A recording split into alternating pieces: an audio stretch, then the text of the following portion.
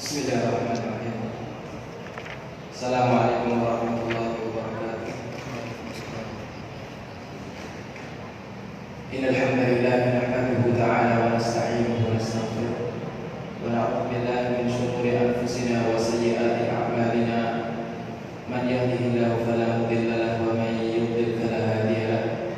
Asyhadu an la ilaha illallah wahdahu la syarika lahu wa asyhadu anna sayyidina Muhammadan 'abduhu wa rasuluh. Allahumma shalli ala Muhammadin wa ala ali Muhammadin kama shallaita ala Ibrahim wa ala ali Ibrahim innaka Hamidum Majid. Allahumma barik ala Muhammad wa ala ali Muhammad kama barakta ala Ibrahim wa ala ali Ibrahim innaka Hamidum Majid. Jemaah yang dirahmati Allah Subhanahu wa taala, insyaallah taala pada kesempatan siang hari ini kita mulai kajian kita mulai majelis kita di mana Rasul sallallahu alaihi wasallam bersabda, "Idza marartum bi riyadil jannati farta'u." Jika seandainya kalian lewat ke salah satu taman surga, maka mampirlah. Qalu ya Rasulullah wa ma riyadul jannah. Para sahabat bertanya, adakah di dunia ini taman surga? Sedangkan surga adanya di akhirat. Kata Rasul sallallahu alaihi wasallam, riyadul jannati hilaqud dzikr. Yang dimaksud taman-taman surga yang ada di muka bumi adalah majelis zikir. Atha bin Urwah rahimahullah mengatakan yang disebut dengan majelis zikir adalah majelis ilmu. Di situ Anda bisa belajar halal dan haram. Anda bisa tahu cara jual beli dan seterusnya. Suatu ketika setelah Rasul sallallahu alaihi wasallam wafat dan di Masjid Nabawi sedang diadakan pengajian. Tetapi Abu Hurairah melihat banyak kaum muslimin yang tidak hadir. Malah lebih banyak membajiri mal-mal dan pasar-pasar. Maka dengan ihsannya Abu Hurairah radhiyallahu anhu datang ke mal dan pasar, tempat transaksi dan jual beli, dan mengumumkan ataupun waro-waro. Setelah sampai pasar, Abu Hurairah bilang dan berteriak, "Kalian ini ngapain di sini? Ngapain kalian di pasar? Sementara di sana di Masjid Nabawi sedang dibagikan warisan Rasulullah sallallahu alaihi wasallam. Lagi bagi-bagi warisan." Orang yang mendengar perkataan Abu Hurairah ini kemudian bergegas meninggalkan transaksi mereka di pasar. Di negeri kita orang seringkali terjadi polemik, bahkan membunuh gara-gara rebutan warisan. Maka pada saat itu orang-orang yang mengatakan bahwa warisan Rasulullah sedang dibagikan di masjid, orang-orang pun bergegas. Bahkan pasar menjadi kosong karena tidak mau ketinggalan mendapatkan warisannya Rasulullah SAW. Sampai di masjid mereka bingung. Bukannya emas yang mereka dapati, bukannya uang yang mereka temui, tetapi yang ada adalah pengajian.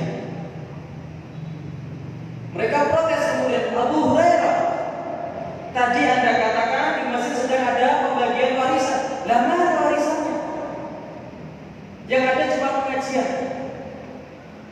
Kata Abu Hurairah, "Inilah warisan Rasulullah sallallahu alaihi wasallam." Rasul sallallahu alaihi wasallam mengatakan, "Al-ulama warathatul anbiya." Atau sebelumnya Rasul mengatakan para nabi dan rasul itu tidak pernah meninggalkan warisan berupa dirham maupun dinar. Bahkan Rasulullah itu kalau kita mau lihat kehidupannya pernah selama 3 bulan berturut-turut dapurnya tidak mengeluarkan kepulan asap. Menunjukkan apa? Tidak ada makanan ataupun bahan pokok makanan untuk dimasak.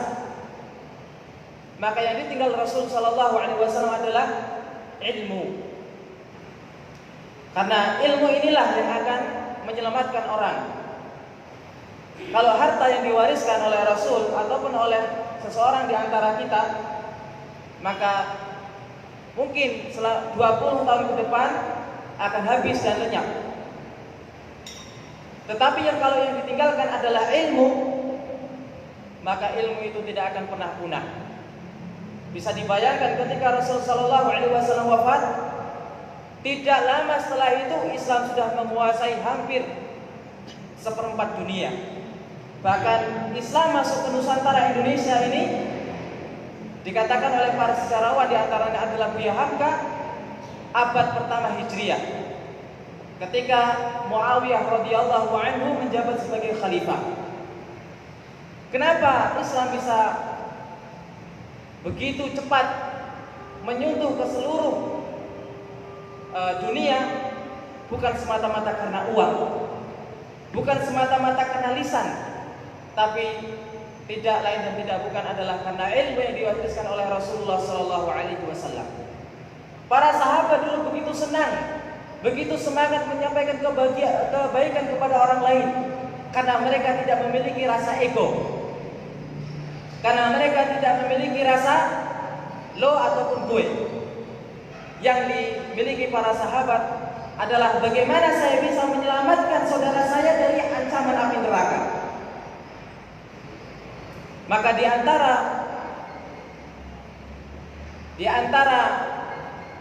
ego yang paling mematikan adalah tatkala kita melihat ada saudara kita yang jelas-jelas berjalan menuju neraka ataupun kesesatan, sementara kita tahu bahwa dia akan segera terjerumus ke dalam neraka kalau dia mati dalam kondisi tersebut, kemudian kita diam tanpa komentar. Maka terkadang ikut campur urusan orang lain itu diperlukan. Tidak semua ikut campur urusan orang lain itu tercela. Bahkan terkadang wajib ikut campur urusan orang lain. Rasulullah sallallahu alaihi wasallam mengatakan, "Man ra'a minkum munkaran falyughayyirhu bi yadihi."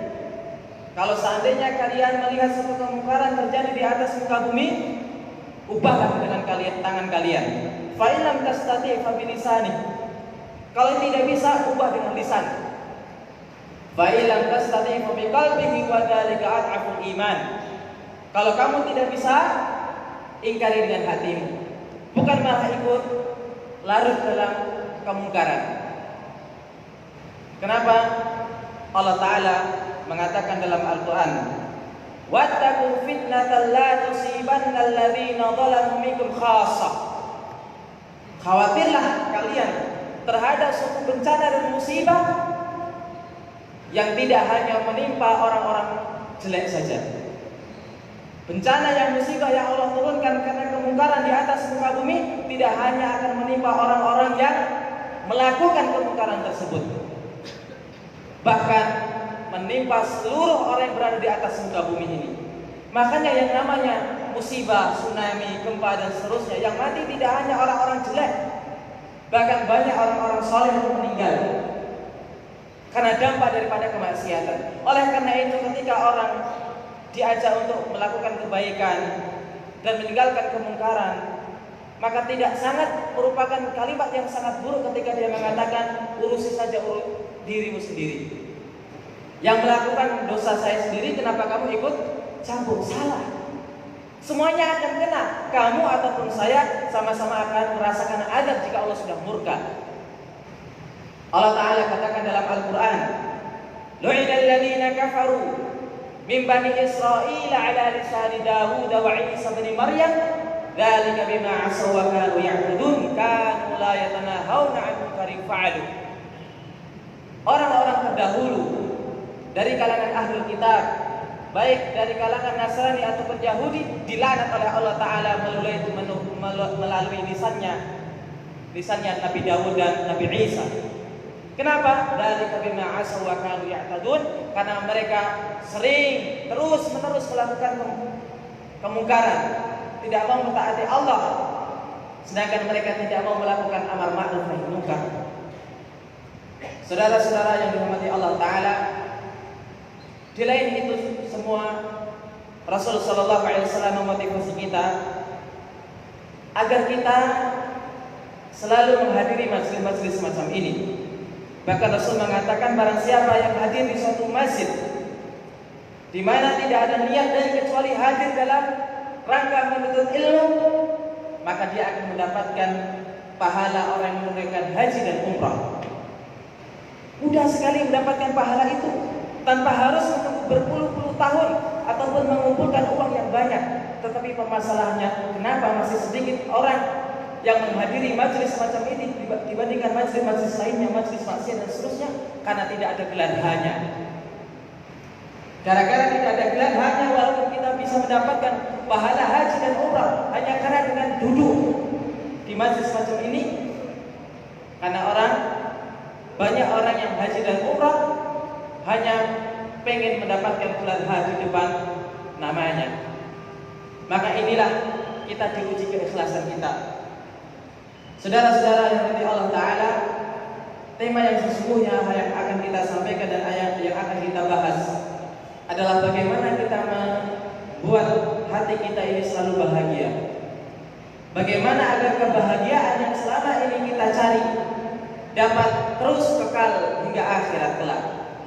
Bukankah kita ini bekerja siang malam tanpa tahu waktu, bahkan kita korbankan waktu kita di jalan macet dan seterusnya hanya untuk kebahagiaan? Jawabannya adalah iya. Tetapi tahukah kita bahagia apakah yang membuat kita kekal merasakannya hingga kelak di akhirat kita tetap merasakan kebahagiaan? Jamaah, dalam Sahih Muslim Rasul Shallallahu Alaihi Wasallam mengatakan, kelak di hari kiamat akan didatangkan manusia yang ketika di dunia paling mendapatkan harta yang berlimpah. Didatangkan manusia yang ketika di dunia mendapatkan seluruh yang dia inginkan. Kemudian dia dicelupkan ke dalam neraka sebentar, kemudian diangkat lagi, kemudian dikatakan kepadanya, apakah kebahagiaan yang kamu rasakan ketika di dunia masih kau rasakan saat ini? Kata dia, seakan-akan aku tidak pernah merasakan apa-apa ketika dunia. Hanya kenapa? Dicelupkan sebentar ke dalam neraka.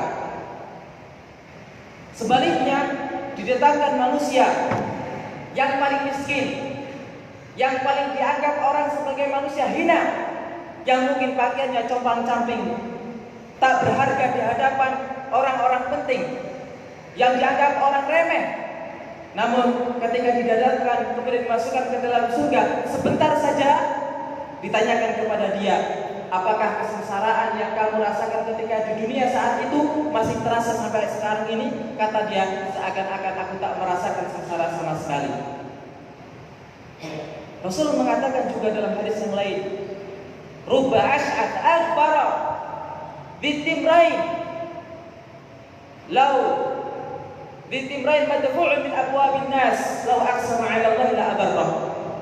Boleh jadi ada sosok manusia di sekeliling kita yang pakaiannya compang-camping, yang penampilannya seperti pengemis, rambutnya tidak rapi. Kalau dia ngantri untuk mendapatkan haknya, ditolak, bertamu ditolak karena saking lusuhnya pakaiannya. Tapi apa kata Rasul? Lau aqsama 'ala Allah la abarrah. Kalau seandainya orang itu mau bersumpah atas nama Allah, berdoa kepada Allah, meminta sesuatu, Allah kabulkan dia. Maka inilah yang harus kita pelihara. Manusia-manusia ini yang harus kita perhatikan. Banyak negara yang kemarau panjang, yang sudah berbulan-bulan tidak turun hujan sehingga manusia kesulitan untuk mendapatkan setetes air saja. Mereka keluarkan uang bermiliar-miliar untuk sewa pesawat, untuk membuat hujan buatan hanya karena demi hujan. Tapi mereka lupa kalau di sana ada orang-orang yang mustajab doanya, yang seandainya dia mau berdoa, Allah kabulkan doanya. Maka ini yang perlu kita pelihara, bukan semata-mata kekayaan yang kita tumpuk. Yang kata Allah, alhaakumut takatsur hatta zurtumul maqabir. Menumpuk-numpuk harta itu hanya akan melalaikan hingga kita dimasukkan ke dalam liang lahat. Kita lihat bagaimana kabar orang-orang kaya di belahan dunia barat sana. Sudah memiliki sesuatu yang mereka inginkan. Seluruh yang dia banggakan sudah ada. Tetapi pada akhirnya toh mereka pergi ke suatu tempat yang mana tempat itu lebih primitif daripada yang dia bayangkan. Ke pedalaman Afrika, ke kedalaman yang ada di atas muka bumi untuk merasakan apa yang dia rasakan. Kenapa kekayaan tidak membuat mereka bahagia? Salah seorang barat, seorang kafir juga pernah menulis suatu buku tips ataupun kiat-kiat agar hidup seseorang bisa bahagia. Dan buku ini terkenal, termasuk buku bestseller. Tapi tahukah kita bagaimana akhir hidupnya? Ternyata akhir hidupnya adalah bunuh diri. Apakah ada orang bahagia kemudian bunuh diri? Tak ada. Kenapa orang yang memberikan tips-tips semacam itu kemudian akhirnya bunuh diri? Karena ternyata tips yang dia sampaikan, yang dia berikan kepada orang lain adalah semata-mata omong kosong, yang khayalan yang tidak akan pernah terbukti sama sekali. Tetapi saudara-saudara yang dirahmati Allah, dalam Al-Quran segala sesuatu obat, segala sesuatu yang dibutuhkan oleh manusia telah ada. Hanya saja permasalahannya adalah maukah kita membacanya. Anda ingin mengetahui bagaimana proses alam semesta ini terjadi, bagaimana awal penciptaan alam semesta, bumi, langit, bulan, planet dan seterusnya ada dalam Al-Quran. Bagaimana manusia diciptakan di dalam perut seorang ibu, dari manakah dia asalnya, kemudian bagaimana perkembangannya, dalam Al-Quran Allah telah jelaskan. Bagaimana lampu yang ada dalam rumah kita, yang ada dalam masjid kita ini dijelaskan. Bagaimana sesuatu yang dahulu tidak ada apa-apa yang kemudian diracik dan dibentuk menjadi lampu pun ada dalam Al-Quran. Bagaimana seseorang, perbedaan antara laki-laki dan perempuan pun ada penjelasannya dalam Al-Quran. Allah Ta'ala mengatakan, "Ma farratna fil kitabi min syai'." Kami tidak pernah meninggalkan penjelasan sedikit pun dalam Al-Quran. Seluruh yang dibutuhkan oleh manusia sudah ada penjelasannya. Permasalahannya adalah maukah kita membacanya? Maukah kita mempelajarinya? Maukah kita meluangkan waktu untuk benar-benar mentadabburinya? Di barat, orang masuk Islam itu bukan karena kebetulan. Banyak di antara mereka yang masuk Islam karena sebelumnya telah mempelajari Al-Quran. Bahkan sebelum mereka masuk Islam sudah membaca Al-Quran berkali-kali, tentunya melalui terjemah. Bahkan mungkin mereka mempelajari hadis melalui terjemahnya pula. Sehingga melalui penelitian, melalui penyelidikan yang mereka lakukan, menghantarkan mereka memeluk ajaran agama Islam. Lah kita yang sudah masuk Islam mungkin sejak lahir, sudahkah kita pernah khatam Al-Quran? Berapa kali kita khatam Al-Quran? Sudahkah lancar bacaan kita? Ataukah Al-Fatihah yang selama ini kita baca terus kita ulang-ulang ketika sholat sudah lancar dan sudah benar?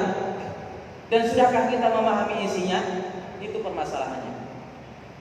Saudaraku, Allah Ta'ala mengatakan tentang kunci kebahagiaan seorang mukmin, dan bahkan kunci kebahagiaan seluruh manusia yang ada, yang dikatakan dalam Al-Quran, "Man 'amila shalihan min dzakarin aw untha wa huwa mu'minun falanuhyiyannahu hayatan thayyibah wa lanajziyannahum ajrahum bi ahsani ma kanu ya'malun."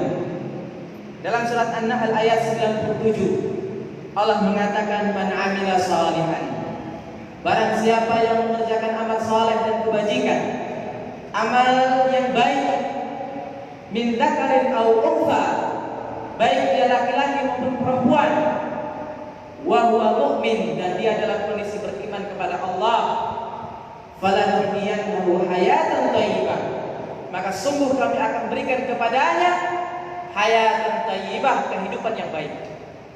Wala najziyannahum ajrahum, dan kami akan berikan balasan kepadanya bi ahsani ma kanu ya'malun, dengan ganjaran, dengan balasan yang lebih baik daripada yang mereka lakukan.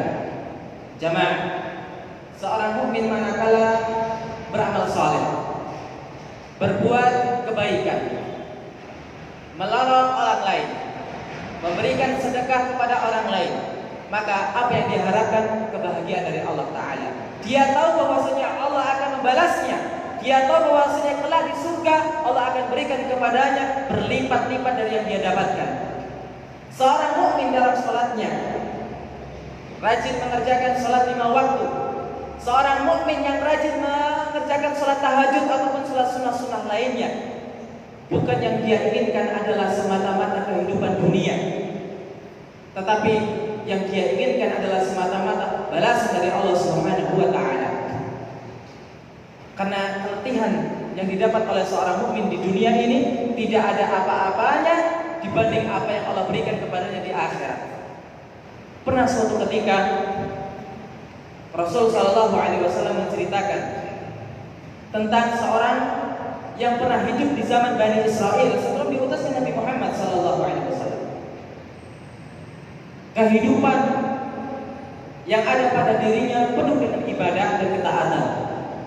Kehidupan yang selalu dia jalankan adalah kehidupan yang penuh dengan keridhaan Allah Ta'ala. Selalu mengerjakan sholat, selalu berzikir. Tidak ada waktu yang dia sisihkan untuk kehidupan dunia, atau dia tidak menggubris dunia sama sekali. Yang dia berikan hanya ibadah kepada Allah, ibadah dan ibadah. Tetapi ketika di akhirat, Rasulullah menceritakan kelak ketika nanti di akhirat Allah katakan kepada dia, wahai hambaku, masuklah dirimu ke dalam surga karena ridhaku dan rahmatku. Masuklah ke dalam surga karena rahmatku. Apa kata orang tersebut? Ya Allah, bertahun-tahun aku ibadah kepadamu, bertahun-tahun aku zikir kepadamu, tidak ada kehidupan dunia yang aku gubris. Kenapa masih saja aku masuk surga karena rahmatmu bukan karena ibadahku? Kata Allah Ta'ala, kalau itu yang kau inginkan, aku akan turuti.